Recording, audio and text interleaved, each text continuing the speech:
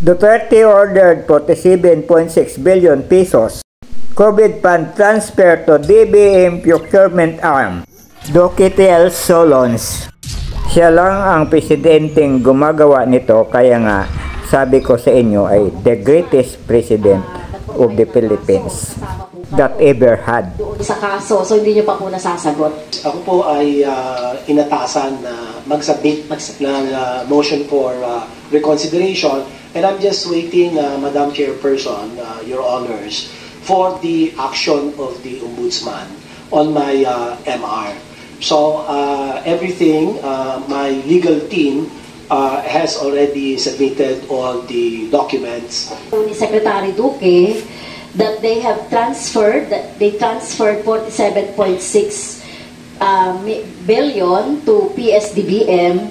Madam Chair, sa utos po ni dating Presidente Duterte ay nagkaroon ng ganito, na-transfer itong 47.6 billion. Tama po ba? Please say yes or no.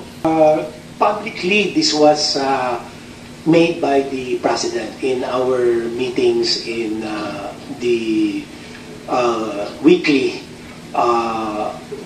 meet. Kita nyo na ang galing-galing talaga ni President Rodrigo Roa Duterte.